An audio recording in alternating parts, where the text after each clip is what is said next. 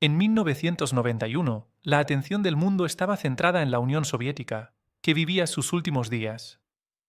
Pero mientras en el norte terminaba la Guerra Fría, que había durado décadas, en Oriente Medio se desarrollaba otra historia. El dictador iraquí Saddam Hussein invadió el estado vecino de Kuwait, esperando que nadie se diera cuenta, y cometió un error catastrófico. Así comenzó la Guerra del Golfo, bastante corta pero muy intensa, que unió, sin exagerar, a todo el mundo. Hablemos de ello hoy. Y también de una consecuencia inesperada de esa guerra, que esperó su momento durante 30 largos años, hasta 2022, hasta una nueva guerra en Europa. En 1988, Irak terminó su guerra de 8 años con el vecino Irán. Irak mismo había iniciado la guerra.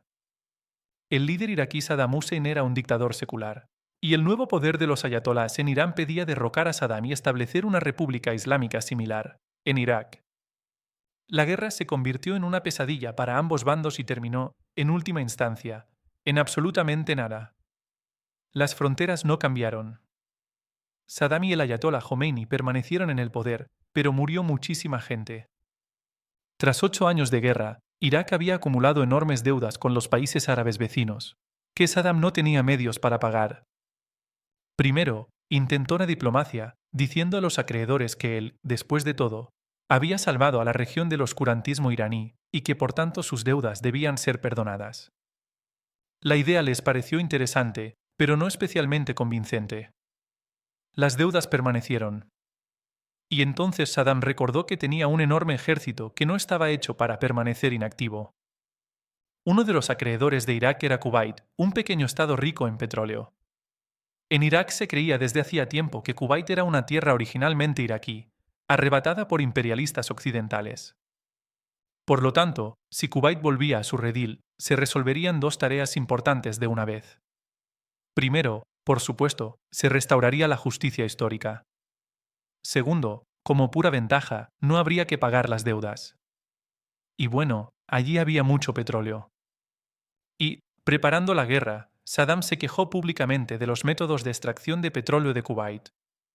Según él, bombeaban demasiado, hacían dumping de precios e incluso robaban petróleo iraquí mediante una técnica especial, la perforación direccional. En resumen, mediante una serie de enrevesados ejercicios mentales, se elaboró un pretexto para una nueva guerra y el ejército iraquí invadió Kuwait. En agosto de 1990, las fuerzas cubaitíes intentaron resistir, pero, por supuesto, no tenían ninguna posibilidad. El país era tan pequeño que Saddam lo ocupó en solo 3 días. Lo primero que se hizo, naturalmente, fue crear la República Popular de Kuwait, que inmediatamente, siguiendo el llamado unánime del pueblo oprimido, pidió unirse a Irak. El mariscal Hussein, un hombre de gran corazón y no menor compasión, escuchó la petición de la libre república y anexionó Kuwait. La invasión estaba completa. La familia gobernante de Kuwait había logrado escapar a Arabia Saudita. Los propios saudíes estaban, por decir algo, agitados por la anexión, ya que compartían una frontera enorme con Irak. Así que el reino comenzó a buscar aliados que pudieran ayudarlos a protegerse de Saddam. La búsqueda tomó unos 10 minutos. La invasión de Saddam y la anexión de Kuwait hicieron lo imposible, desagradaron a absolutamente todos. Durante la era de la Guerra Fría, todos estaban acostumbrados a conflictos en los que, por un lado, estaban los estadounidenses y por el otro, la URSS, a veces con China como tercera parte. En algún lugar, se financiaban secretamente los rebeldes de alguien, y todas las superpotencias o se peleaban entre sí o deseaban la victoria a ambos bandos. Esta vez, todo fue diferente. Se formó al instante un consenso mundial. Saddam se había vuelto loco. Había invadido un país extranjero por petróleo y dinero. Nadie se resistió, dio discursos apasionados o despotricó sobre el imperialismo estadounidense. Todos decidieron que Saddam Hussein había roto todas las reglas y había que darle una lección, y sería lo correcto hacerlo. En respuesta al llamado de Arabia Saudita, los estadounidenses respondieron de inmediato y enviaron a sus soldados al país, y luego más y más. Simultáneamente, comenzaron un trabajo activo en la ONU. El Consejo de Seguridad aprobó una resolución declarando que Saddam era un mal hombre y que debía salir de Kuwait. La URSS y China votaron sí junto a Estados Unidos. Luego, Mientras los estadounidenses aumentaban su ejército en Arabia Saudita, aprobaron una resolución sobre sanciones económicas. Esto no afectó mucho a Saddam, solo hizo evidente que las cosas se encaminaban a la guerra. Los países que aceptaron participar en la guerra contra Irak pasaron a llamarse simplemente la coalición. Era enorme y bastante variopinta. El líder era, por supuesto, Estados Unidos. Entre otros grandes participantes estaban Gran Bretaña, Francia, Canadá y Australia. Muchos otros países de la OTAN enviaron tropas. Pero lo inusual fue que la coalición no era en absoluto puramente occidental. Además de Arabia Saudita, Egipto y el gobierno kuwaití en el exilio enviaron muchas tropas. Participaron Qatar, Bahrein e incluso Siria, entonces gobernada por el padre de Bashar al-Assad, Hafez al-Assad. Finalmente, se unieron a la coalición países de Europa del Este que acababan de derrocar a sus gobiernos comunistas: Polonia, Rumanía y Checoslovaquia. La coalición comenzó a actuar con rapidez, según un plan en 3 fases. La primera fue la Operación Escudo del Desierto. Las fuerzas de la coalición se desplegaron en la frontera con Irak y Kuwait para evitar que Saddam invadiera Arabia Saudita. Más allá del sentido pacificador, también había uno económico. Juntos, Irak, Kuwait y los saudíes tenían entonces más de la mitad del petróleo mundial. El control de Saddam sobre toda esta riqueza era inaceptable, incluso por un par de meses. Al final, Escudo del Desierto funcionó. Saddam se sentó en silencio, observando cómo los tanques occidentales se alineaban a lo largo de su nueva frontera. En noviembre de 1990, la ONU aprobó su resolución final, un ultimátum. O Saddam retiraba sus tropas antes del 15 de enero de 1991, o los Estados miembros de la ONU podrían tomar todas las medidas necesarias para liberar Kuwait. En lenguaje diplomático, eso significaba: se pueden enviar tropas. Llegó el 15 de enero, Saddam no se movió, y la guerra comenzó. Todas las fuerzas de la coalición estaban al mando del general estadounidense Norman Schwarzkopf. Era conocido por no olvidar la importancia de la opinión pública. Las tropas de la coalición aún se reunían en Arabia Saudita cuando él ya había comenzado a dar largas y detalladas conferencias de prensa a los periodistas para explicar sus planes de guerra dentro de lo razonable. Estos eventos se hicieron populares. El general tenía carisma, y Schwarzkopf se convirtió en el rostro público de la operación. El 16 de enero comenzó la segunda fase de la guerra, la Operación Tormenta del Desierto, el bombardeo de Irak. Aviones y barcos de la coalición, principalmente estadounidenses por supuesto, bombardearon Irak durante un mes entero con un flujo ininterrumpido de misiles y bombas guiadas. La defensa aérea iraquí estaba relativamente desarrollada y derribó algunos aviones de la coalición, pero era totalmente insuficiente para un combate real. En un mes de bombardeos, Estados Unidos y sus aliados destruyeron cientos de aviones, sistemas de misiles, almacenes y casi toda la infraestructura militar de Irak. Para responder de alguna manera, Saddam elaboró un plan inusual y comenzó a disparar misiles contra un país que no estaba involucrado en todo este lío: Israel. La suposición era que Israel respondería a los ataques y atacaría a Irak. Y cuando se trata de este tipo de asuntos, Israel nunca ha sido de los que se quedan de brazos cruzados. En consecuencia, Israel atacaría a Irak. Después de esto, los miembros árabes de la coalición recordarían que el verdadero enemigo son los judíos y abandonarían la coalición, o incluso volverían a ser amigos de Saddam. Este endeble plan no pudo probarse en la práctica porque Israel no respondió a Irak. No por bondad, un cohete mató a un civil israelí, y las autoridades israelíes estaban listas para entrar en guerra. Pero los estadounidenses hicieron milagros diplomáticos y los convencieron de no hacer nada, enviando además un sistema de defensa antiaérea. Al final, nadie abandonó la coalición, y comenzó la tercera fase, la invasión terrestre. El general Schwarzkopf esperaba que fuera difícil. El ejército iraquí era el cuarto más grande del mundo. Sus soldados habían ganado experiencia durante la década anterior en la guerra con Irán. En resumen, un adversario serio. Por lo tanto, la coalición trasladó cientos de miles de soldados a Oriente Medio, preparándose para una dura batalla. La ofensiva comenzó no solo contra el ocupado Kuwait, sino también contra el propio Irak. Todos participaron.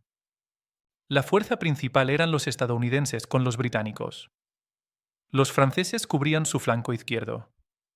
En el propio Kuwait, los estadounidenses avanzaron junto a ejércitos árabes, saudíes, egipcios, sirios y los propios kuwaitíes. Y luego sucedió algo totalmente inesperado. Las fuerzas de la coalición no solo liberaron rápidamente Kuwait, sino que tomaron el control de todo el sur de Irak, incluido su acceso al mar. La resistencia fue débil. Las tropas de Saddam simplemente huyeron a casa. Ni la experiencia de combate de los iraquíes, ni el tamaño de sus fuerzas, ni la suposición de que Irak usaría armas químicas, como ya lo había hecho en la guerra Irán-Irak, ninguno de los cálculos se cumplió. Así, la batalla para la que se habían preparado lo mejor posible duró solo 4 días y terminó con la derrota total de Saddam Hussein.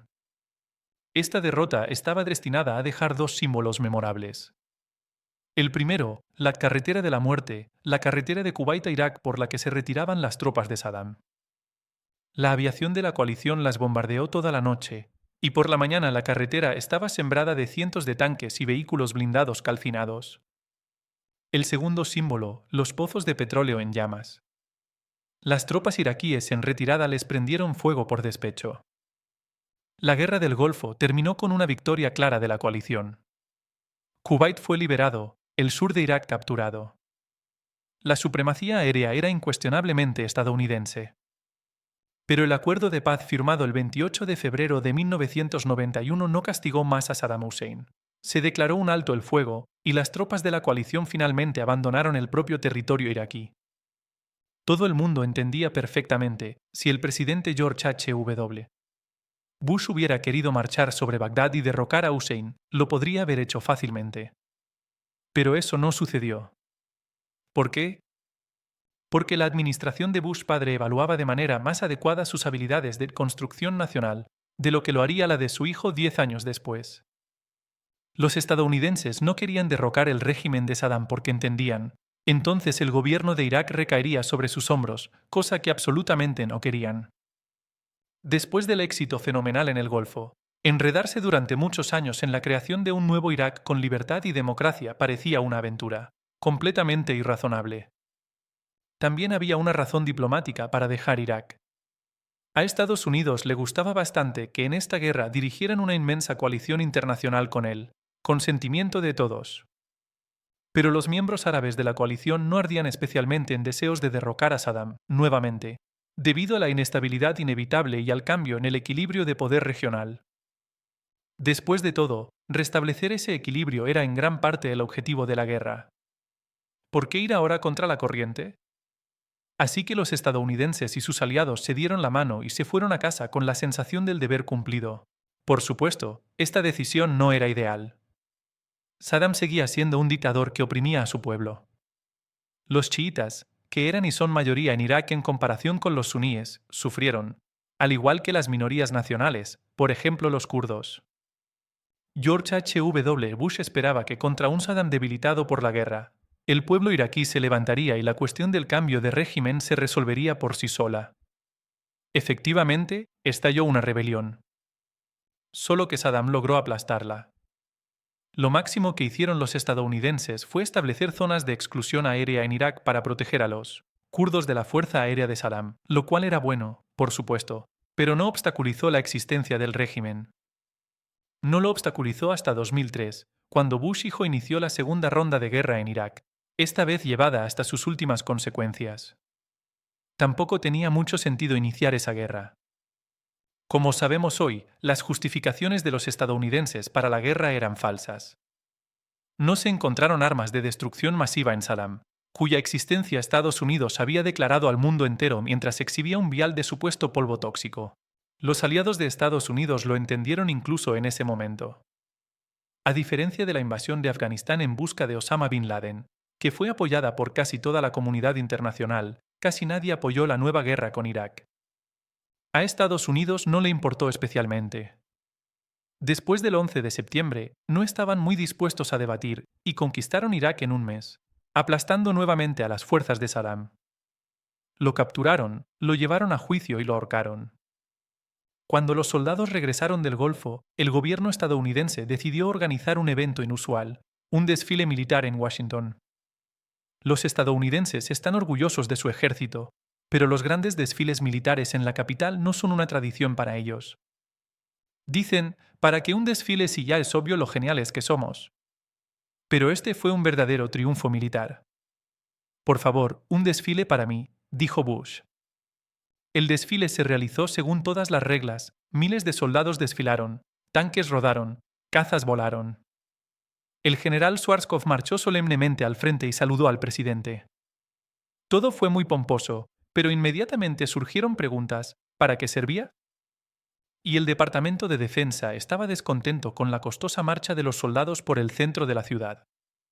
Desde entonces, no se realizaron más desfiles en Estados Unidos. Hasta el año en que el presidente Trump quiso uno para el Día de la Independencia. Después del final de la Guerra del Golfo, el presidente Bush padre declaró que el síndrome de Vietnam estaba vencido. Estados Unidos había dejado de tener miedo de hacer la guerra. La larga guerra de Vietnam había provocado en los estadounidenses un rechazo a cualquier aventura militarista. El síndrome estaba efectivamente vencido, y durante muchos años Estados Unidos tuvo confianza en su ejército y quiso usarlo. Pero en el siglo XXI, su uso no fue muy exitoso. Las guerras prolongadas en las que se enredó Estados Unidos devolvieron este síndrome con creces. Los temores de Bush padre resultaron justificados. Estados Unidos se quedaría atascado en Irak durante toda una década y luego volvería a luchar contra el Estado Islámico, que surgió de los restos del ejército de Saddam. Así resultó que la gran victoria de Estados Unidos, de la manera más no trivial, fue su propia victoria aturdidora. Estados Unidos sufrió literalmente por su propio éxito. Y además, al ver con qué facilidad la Fuerza Aérea y las tropas terrestres estadounidenses habían aplastado a Irak, los aliados de Estados Unidos decidieron relajarse con sus propios ejércitos. Bueno, ¿por qué no? Vieron cómo los liquidaron.